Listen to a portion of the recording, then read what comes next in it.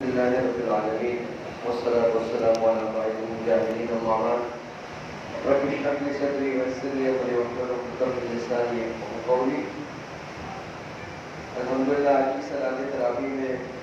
1.25 پارے کی تلاوت ہو گئی اور مجموعی طور پر 2.5 پاروں کی ہماری تلاوت مکمل ہوئی. اللہ رب العالمین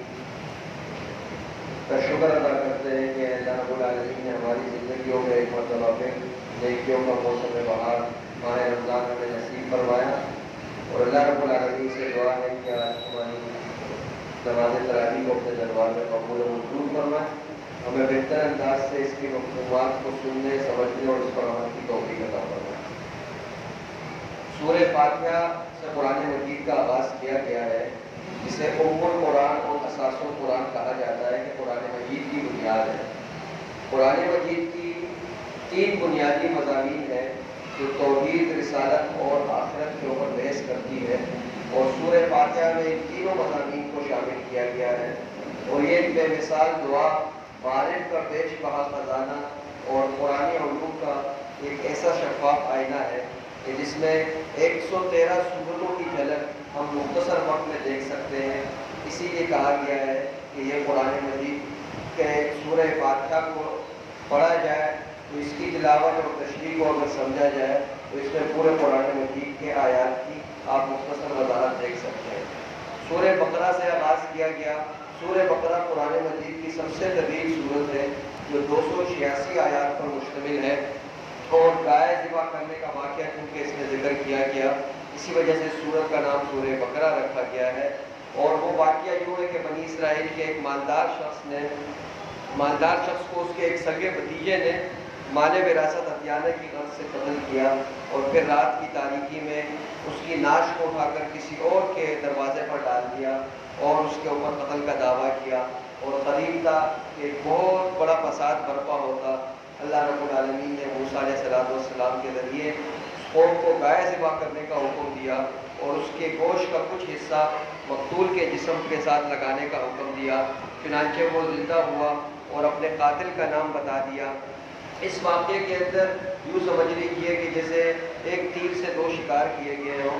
کہ بنی اسرائیل میں ایک بہت بڑا گروہ تھا جو موت کے بعد کی زندگی کو نہیں مانتا تھا. تو بعد الموت کے منکرین کے اوپر یہ حجت قائم کی گئی کہ جس طرح اللہ رب العالمین کے حکم سے یہ مردہ زندہ ہو کر اپنے قاتل کا نام بتاتا ہے، اسی طرح آخرت کے دن، یوم قیامت کے دن، یہ تمام لوگ دوبارہ سے زندہ ہوں گے اور حساب و کتاب ہوگا. اور مصر میں رہنے کے باعث بنی اسرائیل میں گائے سے محبت اور عقیدت بڑھ چکی تھی. سامری کے کہنے پر وہ اسے اپنا معبود بھی بنا چکے تھے، اور بنی اسرائیل مصر کے وہ عقائد سے متاثر تھے تو وہ گائے کو ذرا عقیدت کی نظر سے دیکھا کرتے تھے. تو اس کی تردید کی گئی، اسی گائے کو ذبح کرنے کا حکم دیا گیا. اور پھر انسانوں کی 3 قسموں کا ذکر کیا گیا ہے کہ اس دنیا کے اندر انسانوں کی 3 قسمیں ہیں: مومن ہے، کافر ہے اور منافق ہے. مومنین کی 5 صفات کا یہاں ذکر کیا گیا کہ مومن کی پہلی صفت یہ ہے کہ وہ ایمان بالغیب، غیب کی چیزوں کے اوپر یعنی جنت، دوزخ، حشر اور اس طرح ان کی کے اوپر اس کا وہ ایمان رکھتا ہے. اور پھر اقامت صلاۃ، نماز کی پابندی کرتا ہے، ادائے زکوٰۃ کا حکم دیتا ہے. تو اس صورت میں نماز کے ساتھ ساتھ زکوٰۃ کی ادائیگی کا حکم دیا گیا کہ نماز چونکہ اللہ رب العالمین کا حق ہے اور زکوٰۃ بندوں کے حقوق ہے، تو انسان کا ایمان اس وقت تک کامل نہیں ہو سکتا کہ جب تک وہ ان دونوں قسم کے حقوق کو ادا نہ کرے. حقوق اللہ کو بھی ادا کرنے کا حکم ہے اور حقوق العباد کو بھی ادا کرنے کا حکم دیا گیا. اور چوتھے نمبر پر تمام آسمانی کتابوں پر ایمان کا ذکر کیا گیا اور آخرت کی بلا تردد تصدیق اور ایمان کا ذکر کیا گیا. یہ 5 صفات کے حامل جو لوگ ہوں گے وہی مؤمنین اور مسلمان کہلائیں گے. اور پھر اگلی رکوع میں منافقین کے اوصاف کا ذکر کیا گیا کہ وہ جھوٹ بولتے ہیں، دھوکہ دیتے ہیں، عدم شعور ان کے اندر موجود ہے. اسی طرح ان کے دل کے اندر بیماریاں موجود ہیں، حسد، تکبر اور حرص کا شکار ہے، مکر و فریب کا جال بچھاتے ہیں، صفحات کرتے ہیں، احکام الہی کا مذاق اڑاتے ہیں، زمین میں فتنہ اور فساد کرتے ہیں، اہل ایمان کا تمسخر اور ان کا مذاق اڑایا کرتے ہیں، اور ان اوصاف کے حامل لوگوں کے بارے میں کہا گیا یہ جس امت کے اندر بھی موجود ہوں گے یہ مسلمان نہیں ہو سکتے، اور انہیں اپنے ایمان اعمال پر نظر ثانی کرنی چاہیے اور فوراً ان اوصاف سے جان چھڑانی چاہیے۔ اگلی رکوع میں حضرت آدم علیہ السلام کا اور بی بی حوا علیہ السلام کا قصہ تفصیل کے ساتھ ذکر کیا گیا، اور اس قصے کے اندر ساری انسانیت اور اس دنیا کی ابتدا سے لے کر انتہا تک کا قصہ موجود ہے، اور یہ قصہ حق اور باطل اور خیر و شر کے درمیان اس پورے کشمکش کی نشاندہی کرتا ہے۔ حضرت آدم علیہ السلام کی عظمت کا اور ان کی شان کا ذکر کیا گیا کہ ان کو زمین کی خلافت عطا کی گئی، انہیں ایک ایسے علم سے نوازا گیا جو علم فرشتوں کو بھی نہیں دیا گیا تھا، اور انہیں مسجود الملائکہ کا خطاب دیا گیا کہ فرشتوں کو حکم دیا گیا کہ وہ حضرت آدم کو سجدہ کریں۔ اس کے بعد بنی اسرائیل کا ذکر کیا گیا، اور اس رکوع میں اللہ رب العالمین نے جو بے شمار ظاہری اور باطنی دینی اور دنیاوی نعمتوں سے ان کو مالا مال کیا تھا ان کا ذکر کیا گیا۔ اور سب سے بڑی نعمت جو بنی اسرائیل پر تھی وہ یہ تھی کہ کثرت سے اللہ رب العالمین نے اس قوم میں انبیاء پیدا کیے اور انہیں خوشحالی عطا کی، فرعون کے ظلم سے بنی اسرائیل کو نجات عطا کی، اور موسیٰ علیہ السلام کے ساتھ جب یہ مصر سے ہجرت کر کے نکلے تو اللہ رب العالمین نے جب یہ چاروں طرف سے پھنس گئے تو سمندر میں ان کے لیے راستے بنائے، اور پھر انہی کے سامنے جو لشکر اور جو فرعون ان کے اوپر ظلم و ستم کیا کرتا تھا، بنی اسرائیل کے سامنے اس فرعون کو لاؤ لشکر سمیت دریا میں غرق کر دیا۔ اور پھر صحرائے سینا کا ذکر کیا گیا کہ جب صحرائے سینا میں بنی اسرائیل بے سر و سامان کے عالم میں کھانے پینے کے لیے وہ پریشان تھے تو اللہ رب العالمین نے من اور سلوہ ان کو عطا کیا، اور ان کے لیے ٹھنڈے بادلوں کا انتظام کیا جو ان کے اوپر چھاؤں وقت کے لیے گھومتے رہتے تھے، اور اس کے بعد فرمایا کہ جب پانی کی ضرورت آئی تو پانی کے لیے 12 چشمے اللہ رب العالمین نے جاری کیے، اور پھر آخر میں اللہ رب العالمین نے فرمایا کہ اتنی ساری نعمتوں کے اوپر انہوں نے شکر ادا نہیں کیا تو اللہ رب العالمین نے اس قوم کو ذلیل و خوار کر دیا، اور ان کو یہ سزا دی گئی کہ وہ سرگردہ رہیں گے اس پوری اپنی عمر، پوری زندگی ان کا کوئی ٹھکانہ نہ ہوگا، اور وہ ذلیل اور خوار رہیں گے۔ اور اس کے بعد ان کے نافرمانیوں کے ذکر میں اس چیز کا بھی ذکر کیا گیا کہ انہوں نے حق بات کو چھپائے رکھا، حق کی مخالفت کی، ایک بچڑے کو اپنا معبود بنایا، اور حضور اکرم صلی اللہ علیہ وسلم کو خاتم النبیین ماننے سے انکار کیا، ان کی نبوت سے انکار کیا، اور دشت سینہ میں بے صبری، حرص اور طمع کا مظاہرہ کیا، اور انبیاء کو ناحق قتل کیا، بدعہدی کے مرتکب ہوئے، اور کلام اللہ میں تحریف کی،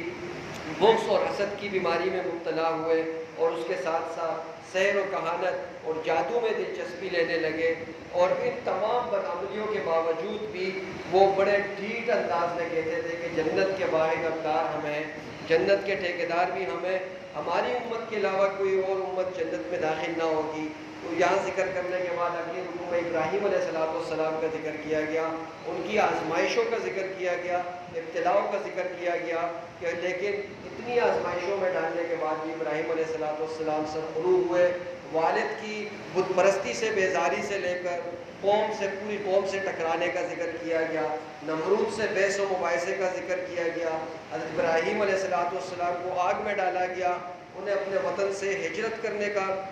حکم دیا گیا۔ وہ تمام مرحلے ذکر کرنے کے بعد جس طرح وہ اپنی بیوی اور بچے کو اکیلے بے آب و گیا وادی میں چھوڑ کر چلے جاتے ہیں جب اللہ کا حکم ہوتا ہے، اس کا ذکر کیا گیا، اور فرمایا کہ اپنے لخت جگر کو اپنے ہاتھوں سے انہوں نے ذبح کیا، اور اللہ کے خلیل ان تمام آزمائشوں میں ہر مقام پر ثابت قدم رہے، ذرہ برابر بھی ان کے پایۂ استقلال میں لغزش نہ آئی، تو پھر اللہ رب العالمین نے انہیں انعامات سے نوازا۔ اسی ثابت قدمی کی وجہ سے اللہ رب العالمین نے ابراہیم علیہ السلام کی ساری دعاؤں کو قبول کیا، اور مکے کو پرامن شہر بنایا، اور مکے میں رزق کی اور پھلوں کی فراوانی ہوئی، اور انہی کی دعا کے جواب میں اللہ رب العالمین نے قریش کے نسل سے ہی حضور اکرم صلی اللہ علیہ وسلم خاتم النبیین کو بھی پیدا فرمایا، اور پھر آخر میں فرمایا گیا کہ ملت ابراہیمی سے کوئی منہ نہیں موڑ سکتا، کوئی اعراض نہیں کر سکتا۔ یہودی اور نصارہ دونوں اپنے آپ کو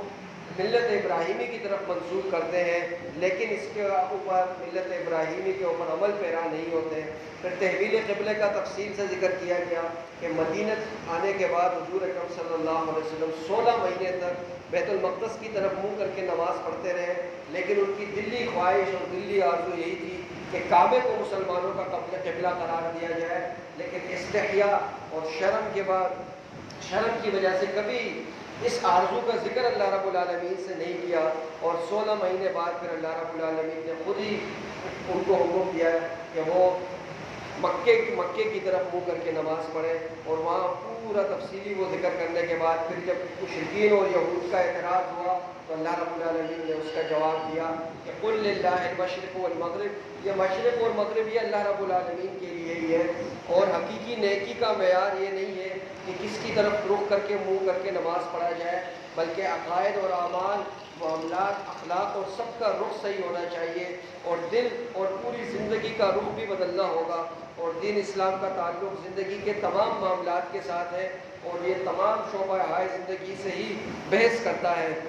اگلے رکوع میں حرام اشیاء کا ذکر کیا گیا، ان کی حرمت کی وجوہات بتائی گئی کہ مردار، خون، خنزیر اور یہ غیر اللہ کے نام کے اوپر جس بھی جانور کو ذبح کیا جائے اس کو حرام قرار دیا گیا، اور فرمایا کہ شریعت اسلامی کی بنیاد عدل کے اوپر ہے، مسلمانوں پر قصاص فرض کیا گیا ہے، اور فرمایا وَلَكُمْ فِي الْقِصَاصِ حَیَاتٌ، کہ قصاص کے اندر ہی زندگی ہے، اگر تم کچھ سمجھ بوجھ رکھتے ہو۔ ایک مسلمان کو، ایک انسان کو مارنے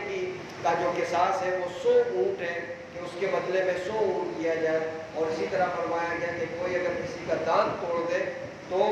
ایک دانت کا قصاص یہ ہے کہ اس کے بدلے میں 1 اونٹ اس کو دیا جائے۔ تو یہ انسان اللہ رب العالمین نے اور اسلام نے اس کو بہت قیمتی بنایا ہے کہ 100 اونٹ اس کے قصاص کے اوپر رکھے گئے ہیں، اور پھر وصیت کا حکم دیا گیا کہ جب تم اپنے آخری عمر تک پہنچو تو اپنی اولاد کے لیے وصیت کر لو، اور پھر ہر عاقل بالغ مسلمان کے اوپر روزے کی فرضیت کا حکم دیا گیا، اور فرمایا کہ اگر رمضان کے روزے تمام آداب کو ملحوظ خاطر رکھتے ہوئے رکھے جائیں تو تقویٰ کے ساتھ ساتھ یہ انسانی احساسات کو بھی بیدار کر دیتا ہے، اور رمضان کی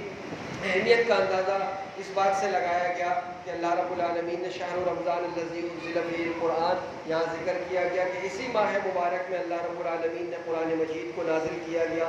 اگلی آخری رکوع میں جہاد کا ذکر کیا گیا کہ جہاد مسلمانوں کے اوپر فرض ہے، اور جہاد کا مقصد اعلاء کلمت اللہ ہے، اور اگلی رکوع میں حج کی فرضیت کا حکم دیا گیا، اس کے احکامات کا ذکر کیا گیا، انفاق فی سبیل اللہ کے ضمن میں بتلایا گیا کہ اصل اہمیت اس بات کی ہے کہ کہاں آپ کا مال خرچ ہو رہا ہے اور آپ کس نیت سے خرچ کر رہے ہیں، صحیح مصرف کے اوپر خرچ کرنا ضروری قرار دیا گیا، شراب اور جوئے کو حرام قرار دیا گیا، اس سے بچنے کا حکم دیا گیا، اور آخری رکوع میں خاندانی مسائل کے اوپر تفصیلی بحث کی گئی ہے، ازدواجی تعلقات کے لیے احکامات بیان کیے گئے، مشرک مردوں اور عورتوں کے ساتھ نکاح کو حرام قرار دیا گیا، اور زہار کا تفصیلاً حکم ذکر کیا گیا، طلاق، عدت اور رضاعت کے مسائل بیان کیے گئے، اور فرمایا کہ اسلام عدل اور احسان کا دین ہے، اسلام کسی کے اوپر بھی ظلم کی اجازت نہیں دیتا، یہاں تک کہ اسلام دودھ پیتے بچے کے حقوق کی بھی وضاحت کرتا ہے، اور اس کے بارے میں بھی حکم دیتا ہے کہ دودھ پیتا بچہ ہے وحملہ وفصالہ 30 شہرا، 30 مہینے تک، 2.5 سال تک انہیں دودھ پلایا جائے، یہ اس بچے کا بنیادی حق ہے جو اسلام اس کی وضاحت کرتا ہے اور اسے دینے کا حکم دیتا ہے۔ اللہ رب العالمین سے دعا ہے کہ جو کچھ پڑھا گیا سنا گیا اس پر عمل کی توفیق عطا فرمائے۔ اللہم